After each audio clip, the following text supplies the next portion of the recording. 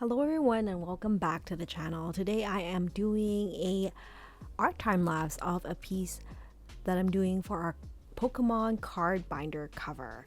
This is a piece I'm working on with my child. He is very much into Pokemons right now and they're training Pokemon cards at school. So today we're going to work on putting together a binder to hold all his Pokemon cards. So in the front we have a clear sleeve, and I put in a poster that we got recently at McDonald's when they had a McDonald's promotion for Pokemon. So we put in a poster in the front, and on the back of the binder I was thinking I could add something artistic for the cover. Inside I took out all the sleeves, and here's the back of the binder. It's pretty plain right now. It's actually a pre-loved binder. It's a binder we got from someone else who no longer needs it, and why not reuse and recycle and do what we can with something that's like perfectly fine. So we're really excited to do some kind of art piece for this binder. The child's name previously was Ethan. Of course, it's not my son's name. So we thought, like, let's put a poster in the front, and then we'll do something artsy in the back and really personalize it and have fun with it. So before starting this project, I did brainstorm with my son on what kind of Pokemon he would like on his binder. He said he really likes this dinosaur or dragon named Charizard right now. So we went through Pinterest to look at a couple of photos before we decided to get started. I'm pretty excited to be doing this art project, and so is my son. So I'm going to start off by doing all the outlines for the piece, and then he's going to come in the end and wrap up with some of the coloring.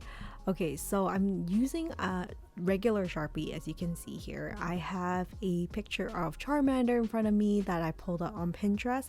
I'm just doing some free outlining, not prepping the binder in particular in any way, but just like outlining what I want the picture to look like, where the outlines is going to be. Of course, I'm going to color over that name Ethan later on as I use my acrylic markers, the POSCA markers that you can see on the side here.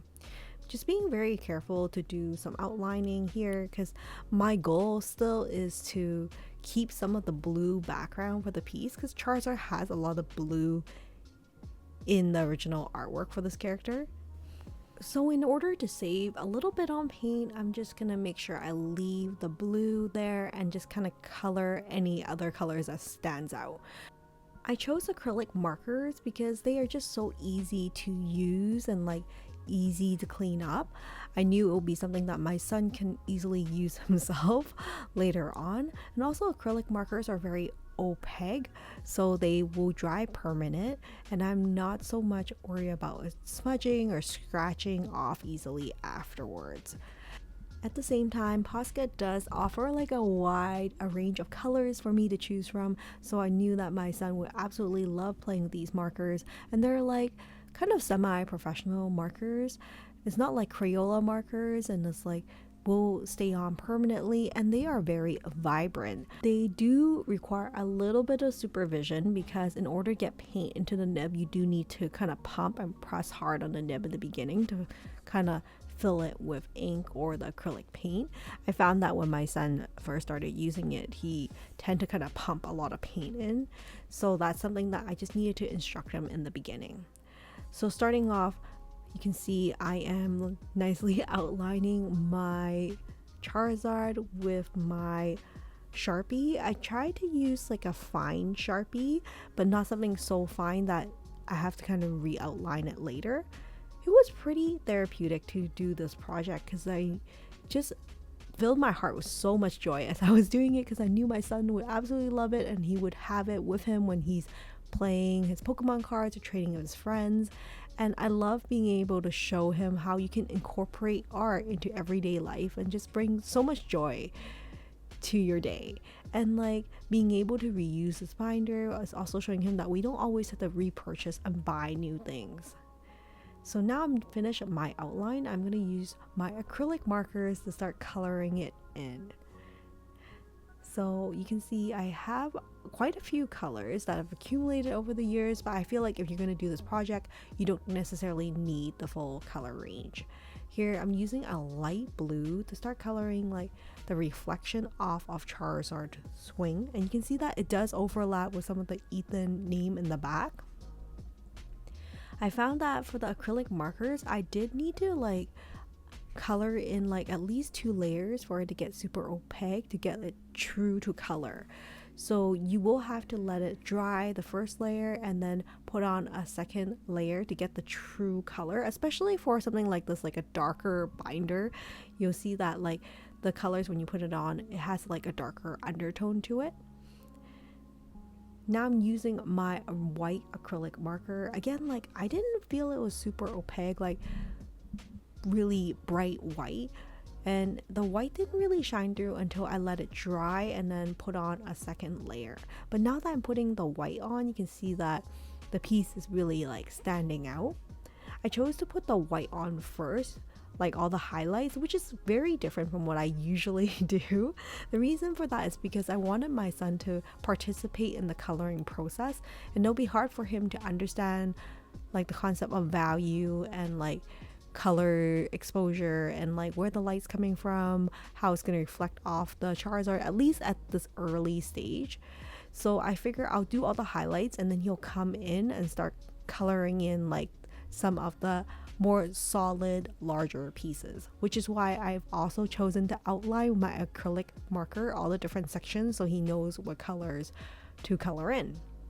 Now the head requires a little bit more technique, so I decided to use my acrylic markers to color in the head first, and I'll leave most of the body, the tail, the belly for my son to color in.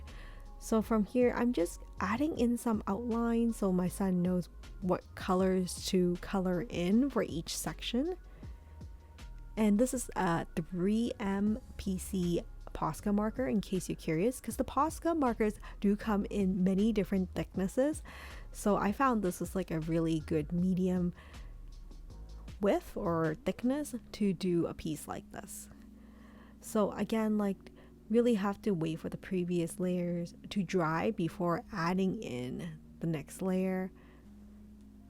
And here I'm using a little bit of my red to color in the mouth. Now I did notice that drawing on this binder, the ink did take a little bit of time for it to dry, and in order to prevent smudging, I really had to be strategic about which part I paint first, whether it's top to bottom, or I may have to change around the rotation of my binder just to make sure I don't accidentally smudge the artwork.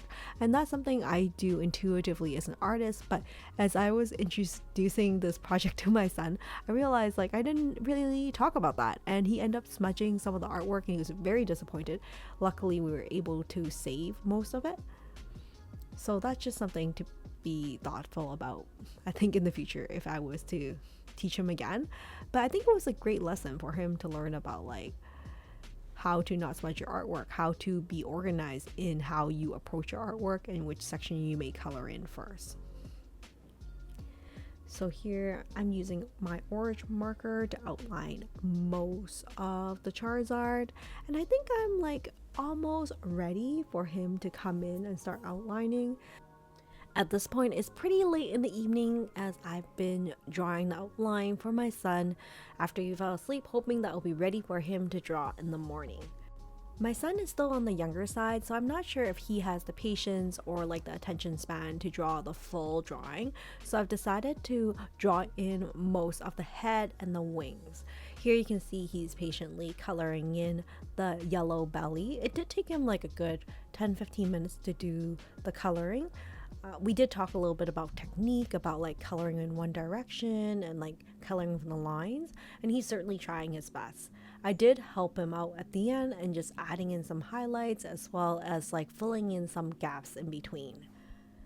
So this Charizard did take us a full day to finish. This is how far we've gotten so far after taking a little break. Here you can see the Ethan name is kind of coming through, so I do have to put in like a second layer of blue acrylic markers on top to cover it up, but it did cover up pretty nicely at the end. At this point, my son did finish coloring most of the belly and the body, and I'm just using my yellow POSCA marker to add in some highlights for the piece. Thank you so much for joining me in the process of drawing this Charizard. I had so much fun, as this is like a family project slash just part of like my artist journey as well.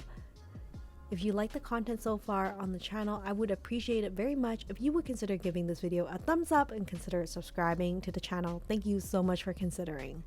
So I'll show you a couple of like final mug shots of this piece of this Pokemon card binder cover that we did as a DIY. Looks pretty cool, and he's pretty excited to show it to his friends at school.